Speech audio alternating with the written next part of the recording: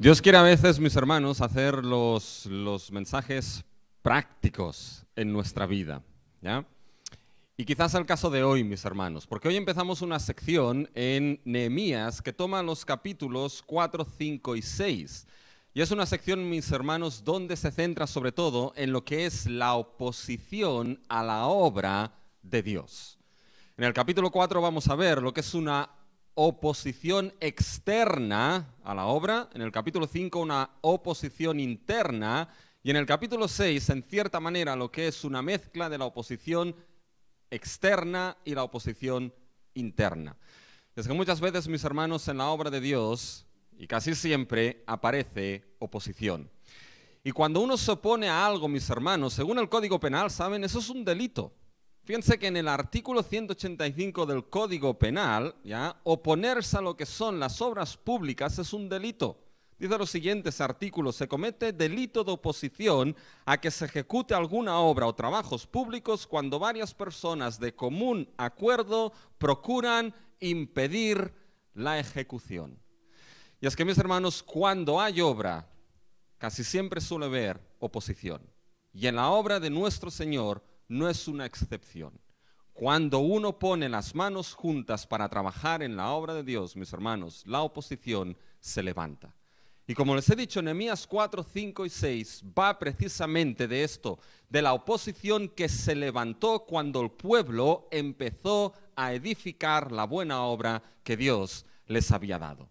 Pero hoy nosotros tocaremos la oposición externa. En su boletín pone interna, es externa, la oposición externa a la obra de Dios. Así que tengan Nehemías 4 delante de ustedes, mis hermanos.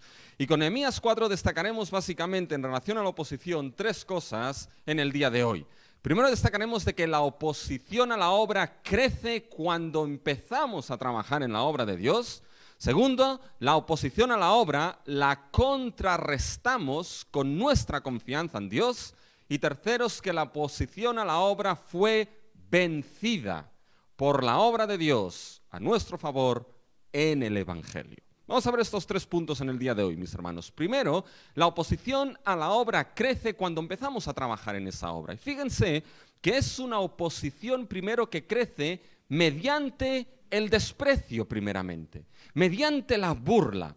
Fíjense que es una realidad, mis hermanos, de que en la obra de nuestro Dios la oposición será sí o sí algo que se dará, algo patente, tanto a nivel individual como creyentes o a nivel congregacional como iglesia. Cuando uno pone a trabajarse en la obra de Dios, la oposición empieza a crecer, mis hermanos. Y fíjense que esto lo vemos en el versículo 1 del capítulo 4. Y mientras bajan sus Biblias voy a sacar este palo. Fíjense, mis hermanos, en el versículo 1. Cuando oyó Sanbalat que nosotros edificábamos el muro, se enojó y se enfureció en gran manera e hizo escarnio de los judíos. Fíjense, mis hermanos, que aquí empieza la oposición, y fíjense que es una oposición, lo vamos a ver, que empieza con escarnio. Vamos a ver lo que significa esto. Pero en realidad lo que vemos aquí en el versículo 1, mis hermanos, es una oposición que lentamente ha ido creciendo. Es como la marea, mis hermanos. Primero no la ves, pero lentamente la marea va creciendo hasta que llega un momento que lo inunda todo y te llega al cuello. La oposición en la obra de Dios crece, mis hermanos, incluso antes de que la obra empiece. Fíjense en el capítulo 2, mis hermanos. Fíjense en ese patrón de crecimiento de esa oposición. Fíjense, mis hermanos, en el capítulo 2, versículo 10.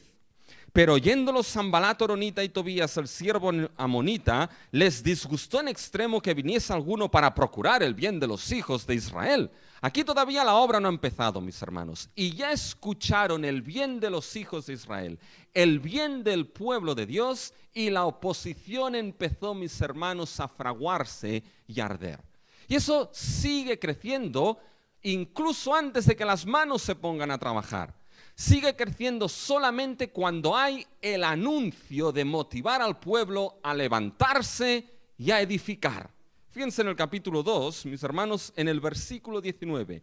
Pero cuando lo oyeron Sanbalat horonita, Tobías el siervo amonita y Gesem el árabe hicieron escarnio, ¿se dan cuenta? Escarnio otra vez, de nosotros y nos despreciaron diciendo, ¿qué es esto que hacéis vosotros? ¿Os rebeláis contra el rey?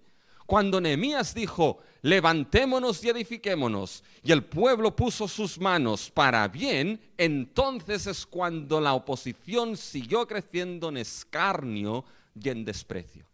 Y cuando llegamos al capítulo 3, lo que vimos la semana pasada, de que el pueblo pone sus manos una junto a la otra, se organizan para trabajar en la obra de reedificación de ese muro, la buena obra que Dios les había dado, entonces, mis hermanos, cuando estos lo oyeron, empezaron a hacer, nos dice el versículo 1 del capítulo 4, escarnio. Y esa idea de escarnio, mis hermanos, es idea de menosprecio, menospreciar, despreciar, burlarse. Despreciaron y menospreciaron al pueblo que trabajaba y a la obra que se estaba edificando. Fíjense que así lo entendió Nehemías en el versículo 4. Fíjense en la oración de Nehemías. Oye, oh Dios nuestro, que somos objeto de menosprecio.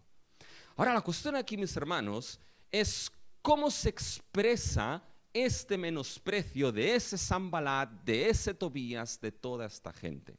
Y fíjense, mis hermanos, que ese desprecio lo vemos en los versículos 2 y el versículo 3. Fíjense que ese desprecio se nos muestra cómo se da. Y se da con una serie de preguntas en el versículo 2, mis hermanos. Fíjense, y habló, versículo 2, delante de sus hermanos y del ejército de Samaria, dijo, ¿qué hacen estos débiles judíos? Fíjense que primero es un desprecio, mis hermanos, a lo que es el pueblo de Dios mismo y a su capacidad. ¿Qué hacen esos débiles judíos? Es como si aquí Sanbalat dijese, bueno, pero ¿qué hacen estos piltrajillas de judíos aquí empezando a edificar? Pero si son 4 gatos y encima están mal avenidos los unos de los otros. Fíjense que empieza a despreciar, a burlarse, a menospreciar al pueblo. Y fíjense que incluso menosprecia el hecho de que puedan acabar esa obra que han empezado. Fíjense lo que dice, si siguen leyendo el versículo 2. ¿Se les permitirá volver a ofrecer sus sacrificios? Eso es extraño, ¿saben por qué? Porque el pueblo de Israel ya estaba realizando sacrificios desde hacía 70 años. Eso lo leemos en Esdras capítulo 3. Por tanto, la idea de se les volverá a permitir que ofrezcan sus sacrificios tiene que ver, mis hermanos, con el hecho de que acaben esa obra, acaben de reedificar los muros y acaben de reedificar ese pueblo en el capítulo 12 y entonces, ahí en el capítulo 12 nos lo vamos a encontrar, se van a ofrecer sacrificios de consagración y de dedicación de esa ciudad y de ese pueblo restaurado. Por lo tanto está diciendo, bueno, ¿se les va a permitir que acaben esta obra? Fíjense que las siguientes preguntas van hacia ese sentido. ¿Acabarán en un día? ¿Reconstruirán de los montones del polvo las piedras que fueron quemadas? Evidentemente que podían hacerlo, mis hermanos, porque los babilonios cuando destruyeron los muros, ¿saben? Los babilonios no llevaban o no se dedicaban a tener un séquito de limpieza que iban limpiando, mis hermanos, lo que iban destruyendo. ¿Qué va? Dejaron todas las piedras y montones de piedras por ahí, por lo tanto había piedra suficiente para edificar ese muro, mis hermanos. Y si se acuerdan en el capítulo 3, un verbo que aparece de manera repetida es reedificar, reconstruir, es decir, fortalecer algo que ya estaba. Pues incluso se ponen, mis hermanos, con no solamente desprecian y se burlan del pueblo, sino su capacidad y la obra misma de poder llevarla a cabo. Y a esto, fíjense que se añade otra persona. Ya para dar el punto final, se añade un tal Tobías y fíjense la ironía aquí y el sarcasmo de este hombre en el versículo 3. Lo que ellos edifican del muro de piedra, si subiera una zorra, lo derribará. Mis hermanos, la arqueología ha encontrado los muros o parte de los muros que se reedificaron en tiempo de Nehemías. Y los muros reedificados no tenían menos de 2,5 metros de ancho. Díganme ustedes cómo una zorra encima de esos muros los destruiría, mis hermanos. Es pura burla, es puro sarcasmo decir, oye, es que lo que están construyendo, si un animalito tan pequeñito como una zorra se sube ahí, esto va a acabar en nada. Es una obra que no tiene sentido, es una obra inútil, es una obra que no va a ningún sitio. ¿Se dan cuenta, mis hermanos? Esa oposición no empieza, lo veremos, primeramente con golpes. Empieza con burla. Empieza con desprecio. Y fíjense cómo se da, no solamente con la burla y el desprecio, fíjense cómo esa burla y ese desprecio se da. ¿Saben cómo se da? Se da en grupo. Fíjense, el cabecilla aquí, ¿quién es? El cabecilla es Sanbalat, de Samaria. Y si se acuerdan, ya explicamos por qué Samaria estaba tan atemorizada, mis hermanos.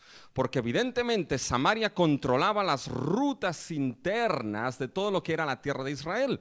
Los griegos que empezaban a crecer como imperio, mis hermanos, si eran capaces los griegos de controlar las rutas marítimas, entonces el imperio persa se quedaba sin esas rutas y tenía que tener un control interno por la tierra de Israel. Y Samaria estaba allí, esa era su posición, ese era su dominio, ese era su poder. Si Jerusalén era reconstruido, entonces, mis hermanos, perdían esa posición, ese estatus y ese poder.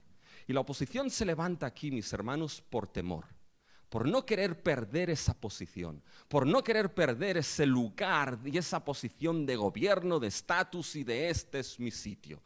Y empiezan a menospreciar al pueblo de Dios y a esa obra que Dios levanta y lo hacen en grupos. Sanbalat está ahí, pero fíjense que se menciona también a los hermanos, los de los ejércitos. Fíjense en el versículo 2. Y habló delante de sus hermanos y del ejército de Samaria. No estaba solo. Versículo 3, estaba Tobías el amonita. Fíjense ahora en el versículo 7 más adelante, pero aconteció que eran Sanbalat y Tobías y los árabes, los amonitas y los de Asdod. ¿Se dan cuenta cómo aparece esta oposición en desprecio? Aparece en grupo, mis hermanos. Déjame ponerlo así, eran muy machitos en grupo todos estos. ¿Saben lo que eran en realidad? Eran puros bullies, mis hermanos. Es decir, cuando estaban con gente, muy machos. Pero si los cogías solos, ¿saben lo que eran? Eran como los espaguetis, mis hermanos. Y ahora entenderán, porque yo estoy seguro que del sermón de hoy solo se van a acordar de los espaguetis. Pero esto me lo dijo un hombre que durante años se sienta en un banco en la plaza donde vivimos, con su botellita de vino y su cerveza y lo controla todo. Y un día hablando con él, me conoce desde que era pequeño, un día hablando con él me dice, los machotes son como los espaguetis. Yo me quedé así, como los espaguetis.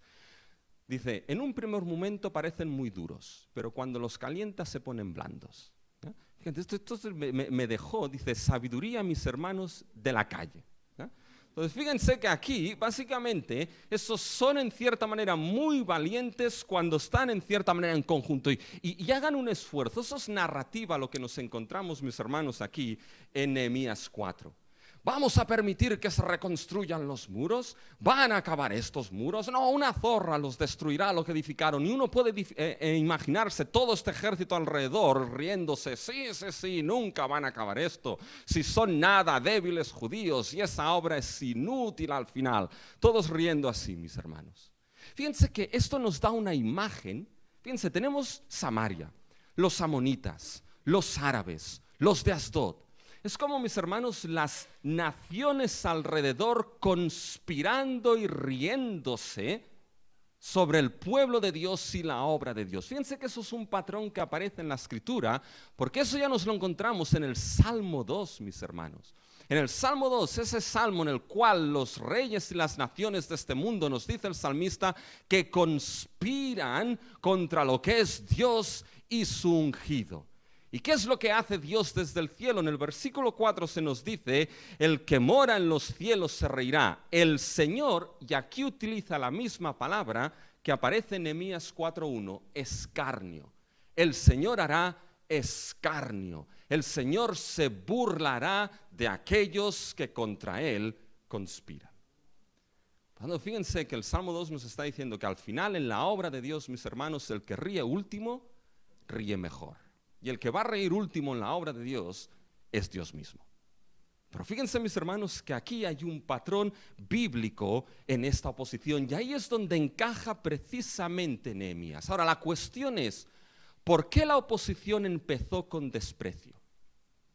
¿Por qué no empezaron con golpes primeramente? ¿Por qué no empezaron queriendo atacar lo que era esa obra y acabar con todo el pueblo? ¿Saben por qué empezó la oposición con desprecio, mis hermanos? Por dos motivos. Pero uno, mis hermanos, porque el desprecio y el menosprecio es un arma muy poderosa para destruir. Porque cuando uno desprecia algo, mis hermanos, ¿saben lo que está haciendo? Está sacando el valor de aquello a lo cual desprecia. Hay un problema en las escuelas grande hoy en día, y es el problema del bullying. ¿Y cómo empieza el problema del bullying en las escuelas, mis hermanos? ¿Saben? No empieza primeramente con golpes. Empieza con mensajes, y empieza con mensajes de un grupo que lo que hace es menospreciar a otro individuo de ese colegio. Y cuando esos mensajes menosprecian, desprecian y hacen escarnio, lo que se está haciendo es que aquel que es despreciado, ¿qué es lo que se está diciendo? Se está diciendo que no tiene ningún tipo de valor. Y por lo tanto, como no tiene ningún tipo de valor, se puede hacer con aquella persona lo que uno quiera. Y mis hermanos, el desprecio junto con el sarcasmo es una arma bien poderosa. Aquellos que, por ejemplo, fíjense, aquellos que pueden decir, pero esto ¿de qué va a servir? Pero esto no va a llegar a ningún sitio. ¿Saben qué? ¿Quieren realmente sacar el valor de algo? ¿Quieren realmente decir que algo es inútil? No lo digan. Desprécienlo con sarcasmo. Y esto va a quitar el valor. Esto no sirve de nada. ¿Qué es lo que están haciendo? ¿Dónde van a llegar? Incluso cuando las cosas salen mal, se ríen, mis hermanos. Fíjense, aquí es como empieza esa oposición. Y mis hermanos, debemos estar alerta en cuidarnos nosotros de caer precisamente en eso, y los ojos bien abiertos, mis hermanos, de esa realidad que muchas veces empieza a oponerse a la obra de Dios. Una realidad y una oposición, mis hermanos, que va a empezar con el desprecio. Porque ese desprecio, esa oposición, se va a dar mediante ese desprecio por un segundo motivo. Porque esa oposición, mis hermanos, se va a dar y va a crecer mediante la destrucción. Fíjense, aquí la oposición, mis hermanos, va a ser simplemente la tapadera para algo más profundo. Fíjense, les he dicho que el bullying, hermanos, empieza no con golpes, sino con mensajes que desprecian, pero suele acabar en golpes. Y así es como empieza, mis hermanos, aquí la oposición. Empieza con ese desprecio, mis hermanos, y va a acabar intentando dañar y atacar al pueblo y a esa obra. Fíjense, cuando vemos aquí a Sanbalat, ¿permitiremos que lo reconstruyan? ¿Permitiremos que eso se acaben?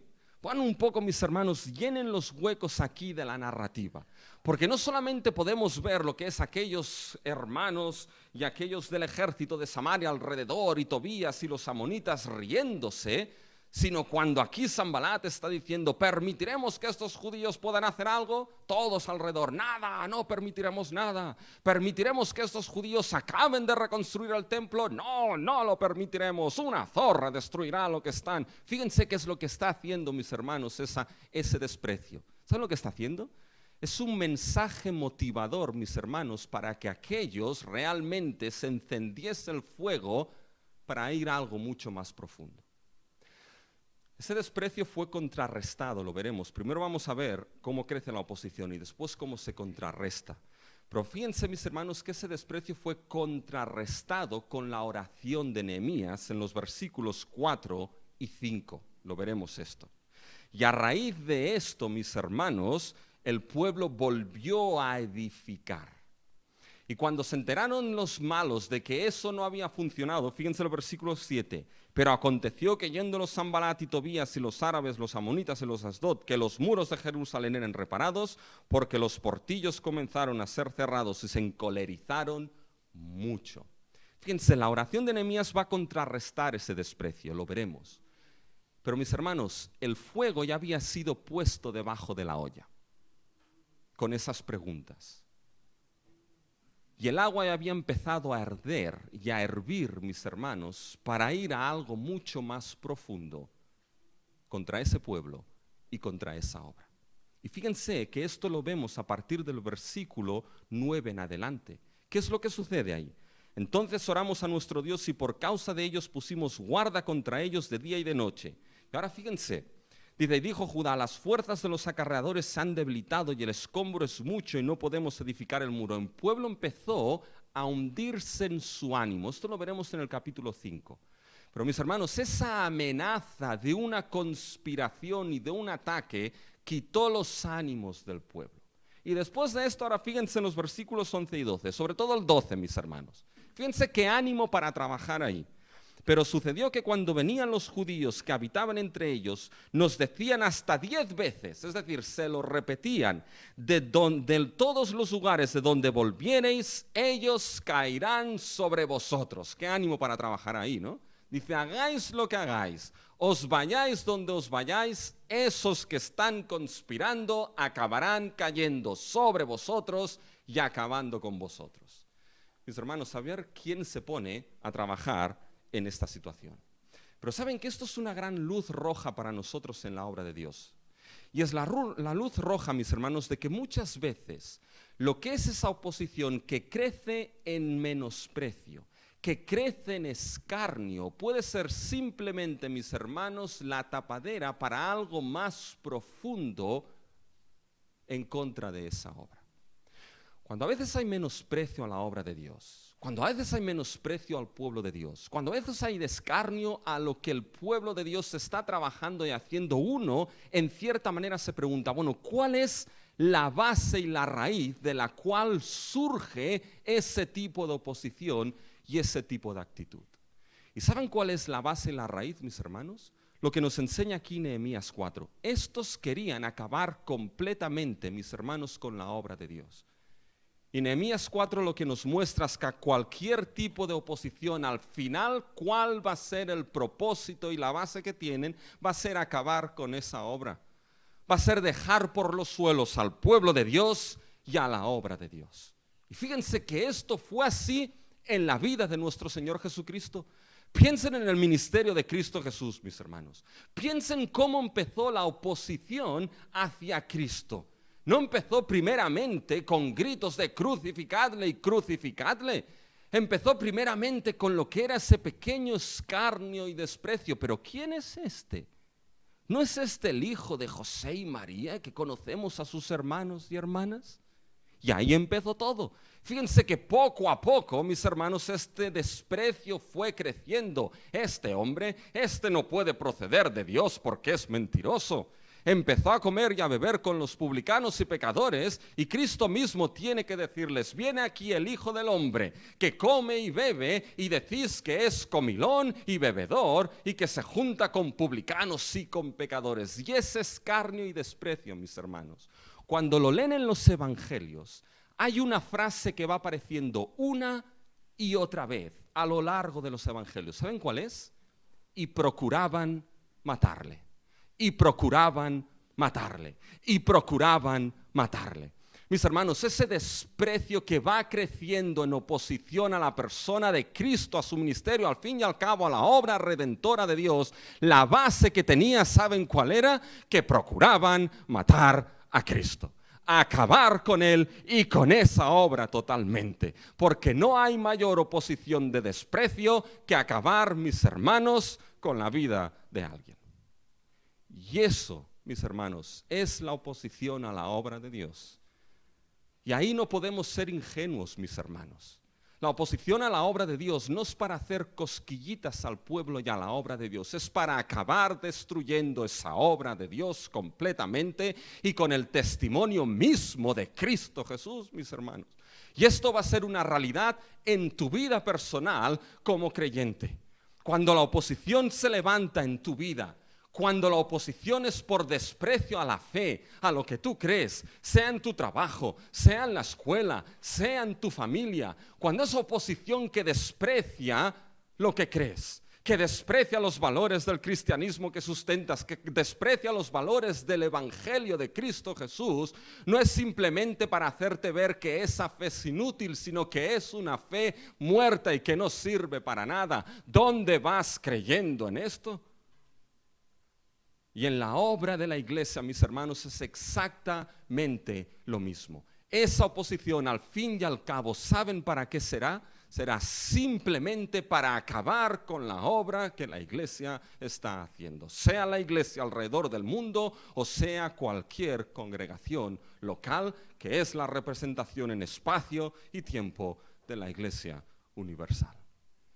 Y ahí, mis hermanos, no podemos ser ingenuos como pueblo de Dios. No podemos ser ingenuos como iglesia.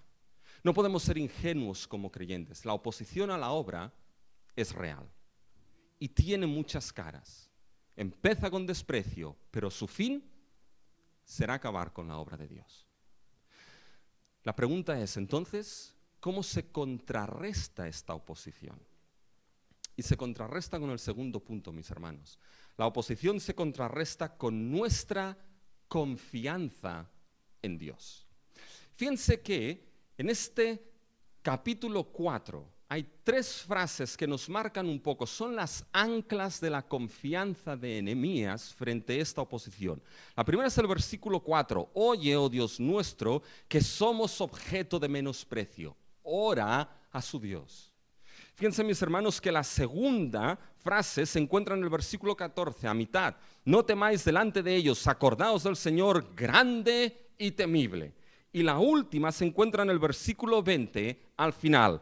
Nuestro Dios peleará por nosotros.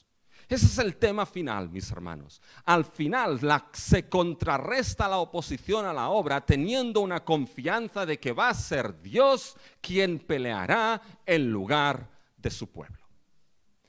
Y esa confianza en Dios que contrarresta esta oposición, fíjense cómo se expresa aquí en Nehemías. Ahora vamos a cómo se contrarresta esto. Fíjense que se expresa primeramente, mis hermanos, se expresa mediante la oración por la justicia de Dios frente al desprecio. Así es como se manifiesta esa confianza en Dios que contrarresta esa oposición. Se manifiesta con la oración, pero la oración por la justicia de Dios frente a ese desprecio. Fíjense, eso lo vemos en los versículos del 4 al 5, mis hermanos. Y fíjense que esa oración es un tanto especial, por varios motivos, pero uno de ellos es porque te la encuentras de sopetón en el argumento.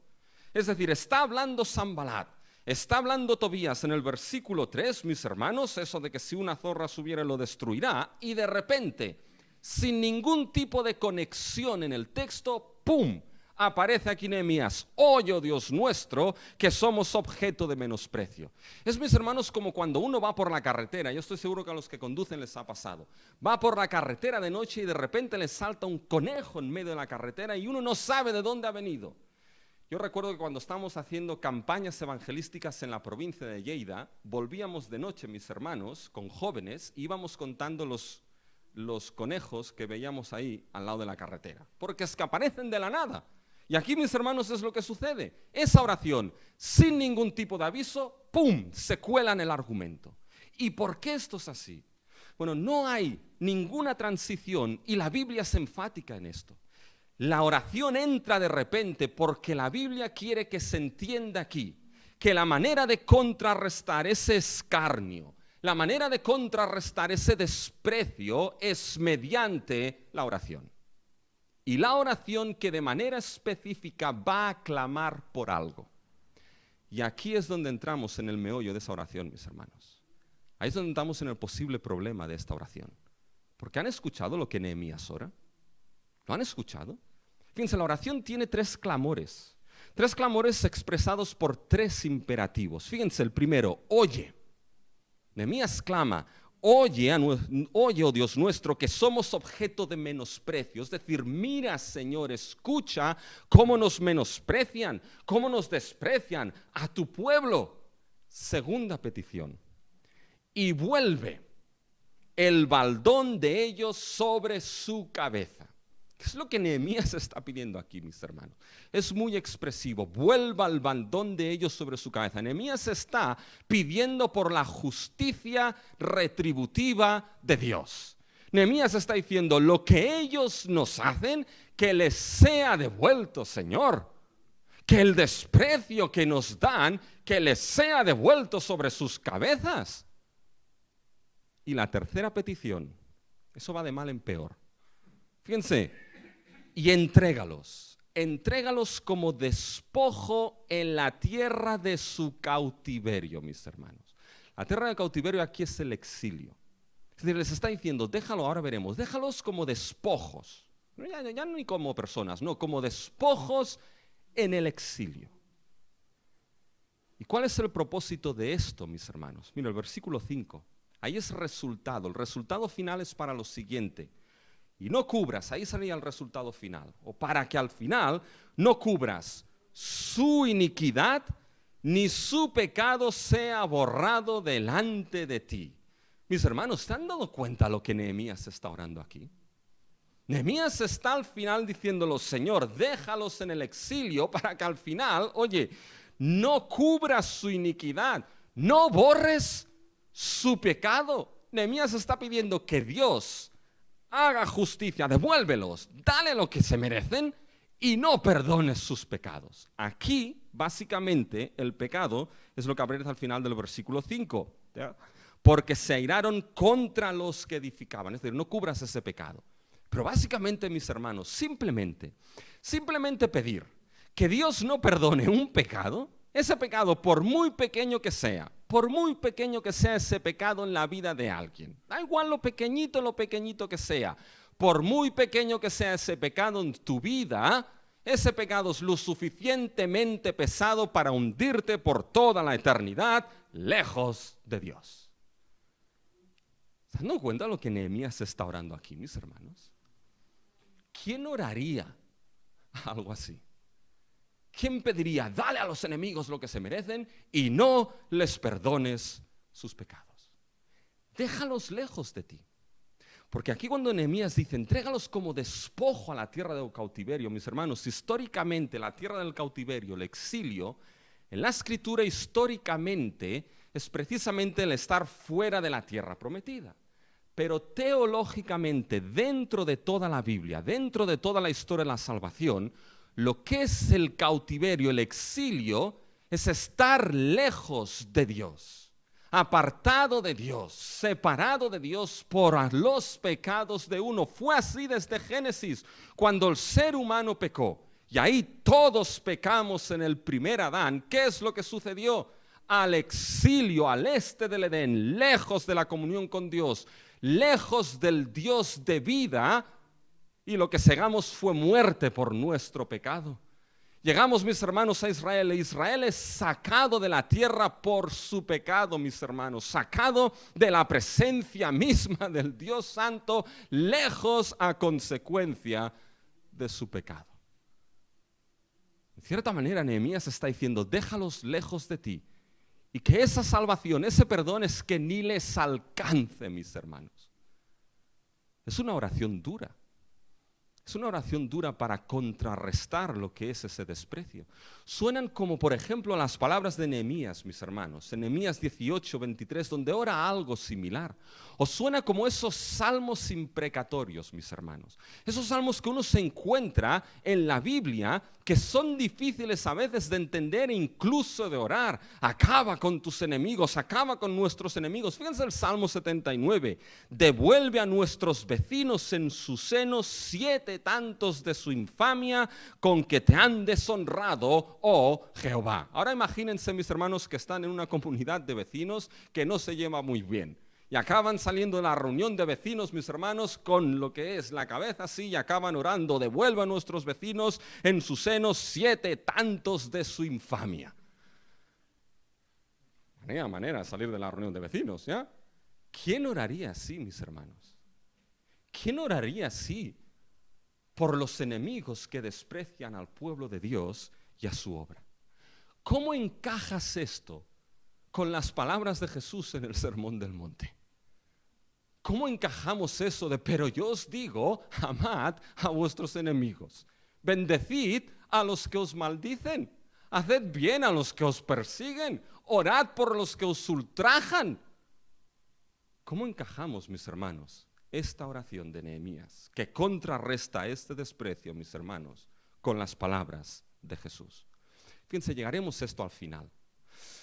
Pero si tuviésemos que resumir el tema por el cual Nehemías está orando aquí, ¿saben cuál es el tema por el cual Nehemías ora?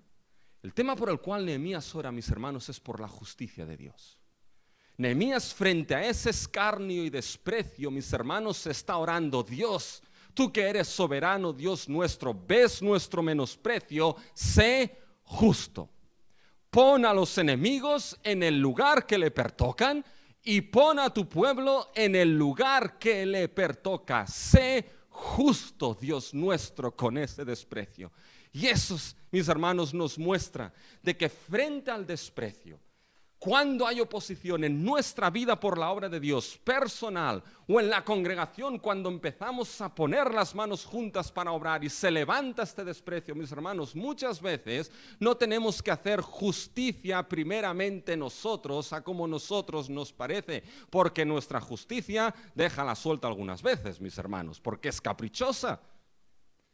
No es ponernos nosotros en nuestro sitio, sino que es rendirnos delante de Dios y clamar: Señor, tú que ves el menosprecio, tú que no dejas al que es el orgulloso exaltarse, haz justicia ahora o al final y pon las cosas en su sitio. Es difícil, porque a nosotros nos gusta hacer justicia por nuestra manera, con nuestra mano. Pero la manera de contrarrestarla es confiar en un Dios que es justo. Y esa confianza expresada en nuestras oraciones diciéndole: Señor, ¿no lo ves? Pero sé justo y pon las cosas en su sitio. ¿Saben? Hay uno que tenía todo el derecho de poder clamar por justicia y tenía todo el derecho, y ese era Cristo.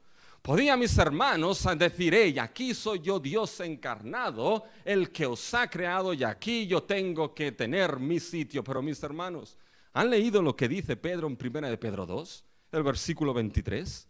Que dice que cuando le maldecían, no respondía con maldición. Que cuando padecía no amenazaba, sino que hacía Cristo. Cristo encomendaba todas las cosas ¿a qué? A aquel que es justo. Aquel, mis hermanos, que juzgará justamente. Hoy, ¿saben? El Padre hizo justicia con su Hijo. El Padre puso las cosas en su sitio. Cuando después de que su Hijo fuese despreciado en la cruz, mis hermanos, obró justicia levantando a Cristo de la tumba y sentándole en los lugares celestiales y dándole un nombre que es sobre todo nombre, un nombre que hay poder, un nombre que hay salvación, en nombre de nuestro Señor Jesucristo, y en nadie más hay salvación eterna. Dios Padre juzgó justamente. Pero ¿saben qué nos muestra esto, mis hermanos? Cristo encomendó las cosas al que juzga justamente, camino a la cruz. Porque Cristo entendió algo que a veces debemos aprender nosotros. De que su sitio en aquel momento era sitio de ser despreciado. Y de ser menospreciado. Y que Dios pondría las cosas en su sitio. Pero en ese momento su lugar era ser despreciado, maldito y desechado. Porque eso era vital. ¿Saben por qué? Era vital para nuestra redención. Sin ese desprecio, yo no estaría en el redil de mi Padre. Sin ese desprecio de Cristo, ninguno de los que han puesto su fe en Él estarían en el redil del Dios eterno. Pero Él fue despreciado y encomendó todas las cosas a aquel que es justo. Y ese desprecio obró para salvación, mis hermanos. Y eso a veces nos cuesta. De que cuando esa oposición crece en desprecio, mis hermanos, a veces es entender que Cristo dejó ejemplo para esto. Y a veces el sitio es ese desprecio porque no sabemos cómo esto puede obrar para la redención de nuestro Dios.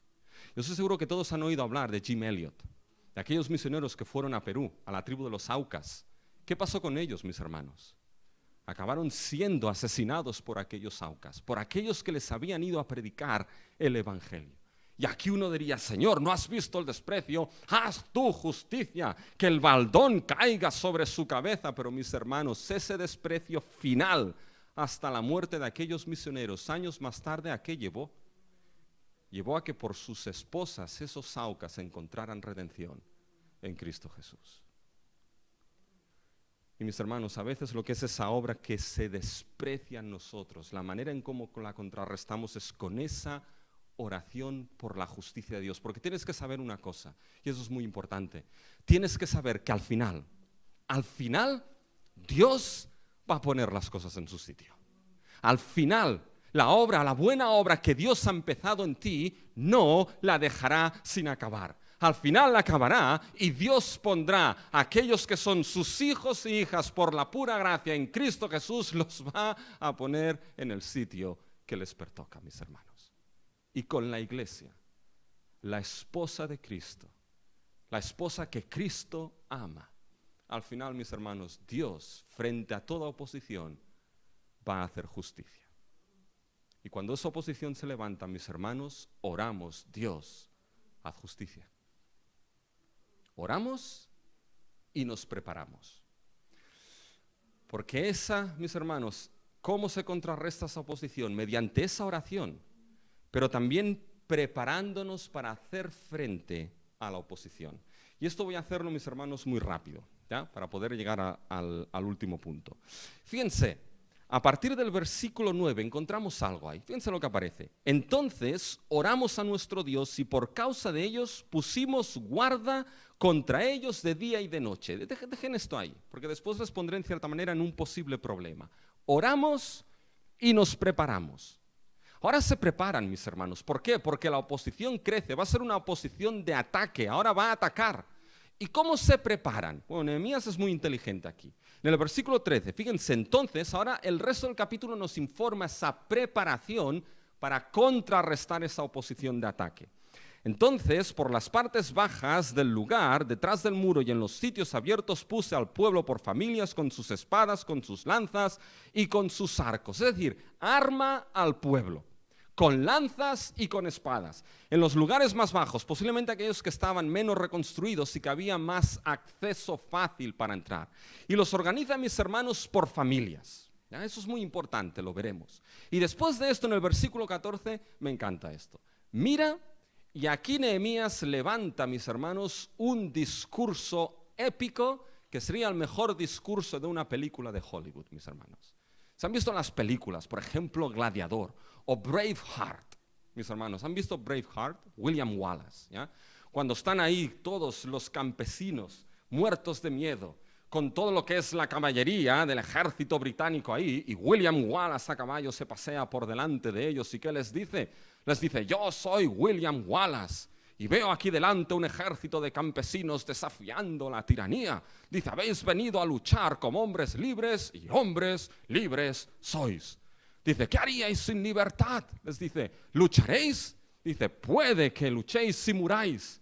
Huid y viviréis al menos por un tiempo. Entonces ahí les dice: pero cuando morir en vuestro lecho, dice, cuando pasen todos estos años, lo daríais todos los días, desde hoy hasta entonces, para poder tener un día y volver aquí a matar a vuestros enemigos en este lugar. Pueden quitarnos la vida, y cómo acaba William Wallace, pero nunca nos quitarán la libertad. Y ahí se pegan de palos todos, mis hermanos. Y ahí ganaron. Lean el versículo 14, mis hermanos, léanlo. Fíjense cómo suena como esto. Fíjense a partir de mitad del versículo 14. No temáis delante de ellos, acordaos del Señor grande y temible, y pelead por vuestros hermanos, por vuestros hijos, por vuestras hijas, y por vuestras mujeres, y por vuestras casas. ¿No suena, mis hermanos, como un discurso épico? Ya puedes ver todos ahí con las espadas y las lanzas, mis hermanos. ¿Qué es lo que está mostrando aquí? ¿Saben lo que muestra? Que es que se iban a la batalla real. Eso no era ciencia ficción. Se iban a pelear realmente. Iban a clavar, si el momento llegaba, espadas y lanzas. La pelea, mis hermanos, era una pelea real y verdadera. Con eso se enfrentaba al pueblo de Dios. Con eso se enfrentaba la obra de Dios. Con una lucha, mis hermanos, que era real y verdadera. Esto disuadió a los enemigos. Lo vemos en el versículo 15. Los disuadió. Pero después de esto aquí, Nehemías podría pensar y decir, bueno, pues ya estamos. Oye, la cosa ya ha acabado, se llega a su fin. Pero ¿qué hace Nehemías? Nehemías, mis hermanos, sigue armando al pueblo. Y sigue poniéndolos, mis hermanos, por familias, porque quizá no hay fuerza mayor para luchar en una obra que luchar por aquellos que amas. Por tus hijos, por tus hijas, por tus hermanos, por tu casa, luchar por aquel pueblo que amas. Y los distribuye y pone trompetas. En caso de que suene por ahí, veniros. ¿Por qué sigue armando al pueblo, mis hermanos, aquí Nehemías, si no habían atacado? ¿Saben por qué? Porque la obra no había terminado, mis hermanos, y la lucha seguía. Y esto nos muestra tres cosas, mis hermanos. La primera cosa es que la lucha y la batalla en la obra de Dios es algo que forma parte de la obra de Dios. Eso que parece bien terrible, con espadas y con lanzas, que muchos han criticado en el Antiguo Testamento, eso forma parte de lo que se llama la guerra santa en el Antiguo Testamento, en la Escritura, que parte, ¿saben de dónde? Parte ya desde Génesis 3:15, de la enemistad entre la simiente de la mujer y la simiente de la serpiente. Y esa enemistad sigue Caín con Abel, esa enemistad sigue Isaac y Ismael, esa enemistad sigue Egipto y el pueblo de Dios, y esa enemistad, mis hermanos, sigue. Y esa pelea, esa lucha del pueblo de Dios, a esa oposición es algo que forma parte de ella. Sí o sí va a estar ahí. Pero la segunda cosa que nos muestra esto, mis hermanos, es que entonces no podemos caer en la ingenuidad de que no hay lucha. La hay. Y mis hermanos, las defensas no se bajan hasta que la obra termina.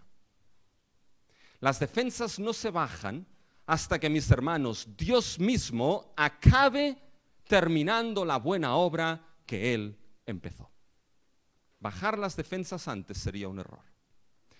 Pero ¿saben la tercera cosa que nos muestra aquí, mis hermanos? Y aquí es el problema que antes les he dicho. Nehemías oró y se preparó. ¿No es eso una falta de fe? ¿No es una falta de fe que Nehemías orase y después se preparase? Si Dios es justo y ha orado, pues oye, crucémonos de brazos. ¿No es eso una falta de fe, mis hermanos? No es falta de fe, ¿sabe lo que es? Es responsabilidad, mis hermanos. Y aquí es donde entramos en el gran puzzle de nuestras mentes de cómo combina la soberanía de Dios con la responsabilidad humana. Mis hermanos, Dios es soberano. Y gloria a Dios que es soberano, porque esto implica que al ser soberano, nada ni nadie parará su obra. Si Dios ha dicho, edificaré un pueblo el cual estará gozando eternamente de mí, nadie va a parar esa obra, se va a llevar a cabo. Pero, al igual que la Biblia te dice, Dios es soberano, la Biblia te dice, Dios, tú eres responsable de tus actos. E importa lo que haces. Eres responsable de lo que haces. Dios va a llevar a cabo su obra y esa es nuestra confianza.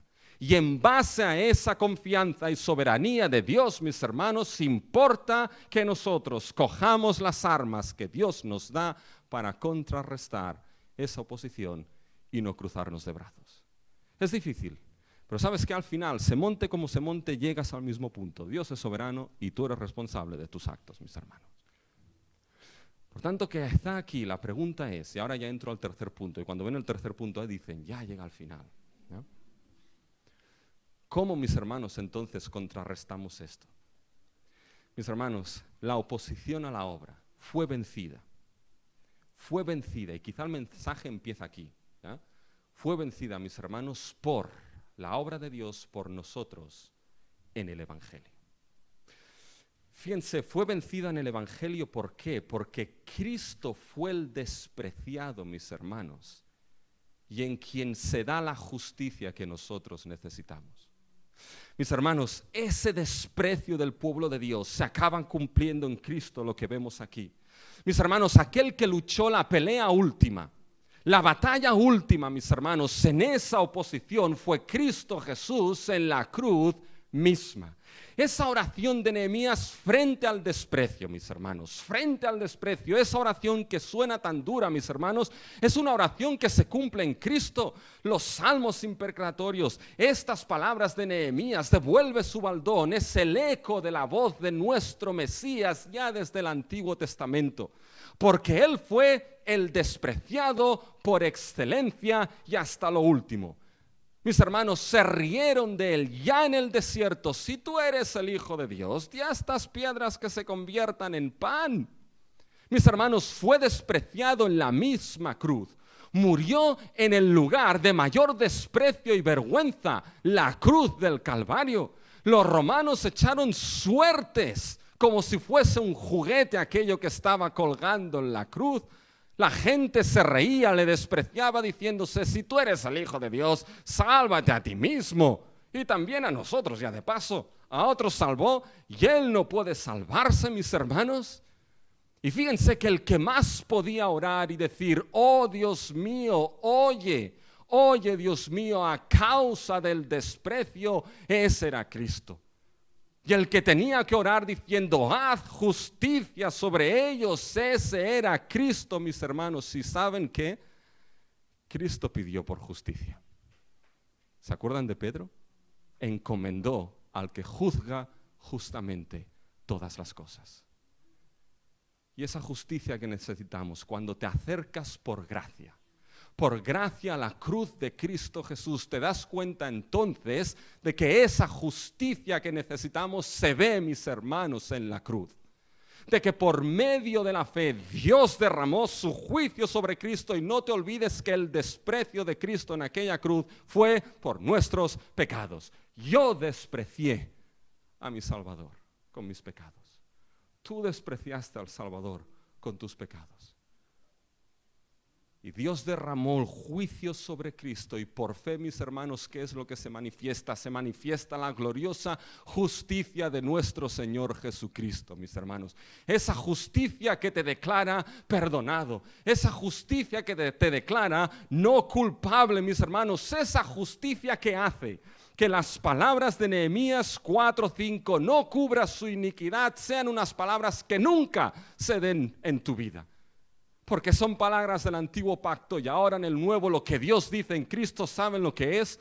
No me acordaré más de sus pecados. No me acordaré más de sus iniquidades, mis hermanos. Y esa cruz fue la victoria sobre nuestros enemigos. Hemos leído Colosenses, mis hermanos, capítulo 2, versículo 5. Escuchen: y despojando a los principados y a las potestades, estos son los enemigos, mis hermanos, los exhibió públicamente, triunfando sobre ellos en la cruz. Mis hermanos, la cruz es la mayor victoria que existe sobre los enemigos del pueblo de Dios. ¿Y saben lo que es lo gran irónico y la sabiduría de Dios en el Evangelio, mis hermanos?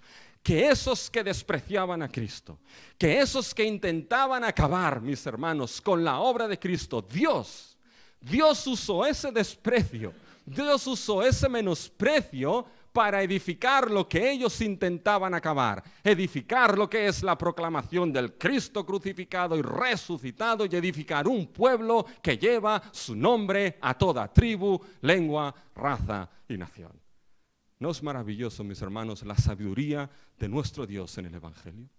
¿Saben qué? Dios no ha cambiado del antiguo al nuevo.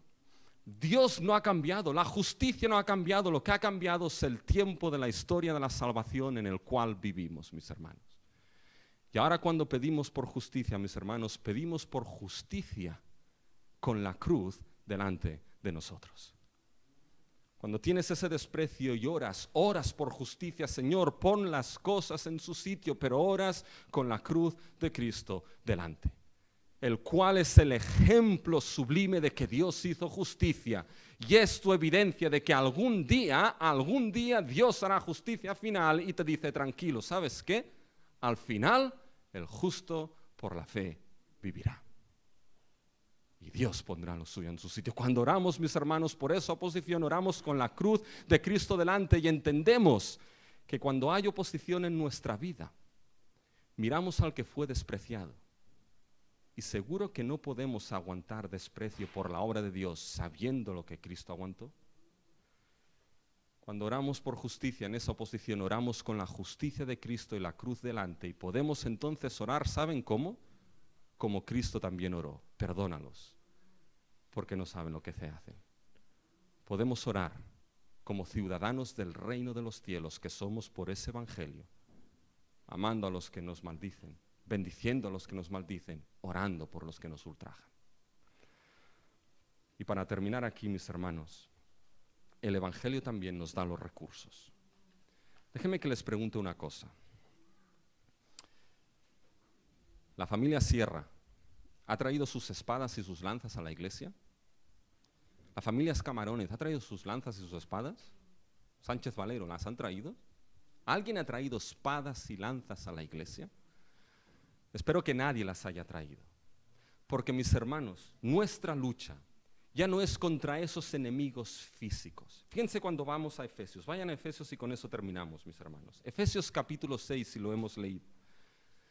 Fíjense que cuando llegamos al Nuevo Testamento, mis hermanos, Pablo nos dice en el versículo 12 del capítulo 6, porque no tenemos lucha contra carne y sangre, sino contra principados, contra potestades, contra los gobernadores de las tinieblas de este siglo, contra las huestes espirituales de maldad en las regiones celestiales. Mis hermanos, esta es la lucha espiritual del pueblo de Dios. Esto es real. Aquí es donde vemos esa enemistad entre la simiente de la mujer y la simiente de la serpiente. Y ese Egipto, esa Asiria, esa Babilonia, ese Sanbalat, ese Tobías, ese Gesén, estos árabes, mis hermanos, no eran más aquellos que la expresión de esta lucha, de esta batalla espiritual en la que estamos inmersos. Eso es real, no es ciencia ficción, mis hermanos.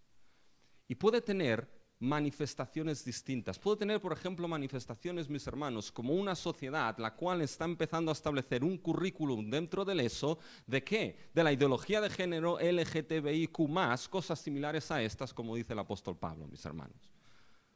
O una sociedad donde hay regímenes que destruyen y acaban con el pueblo de Dios y con los cristianos.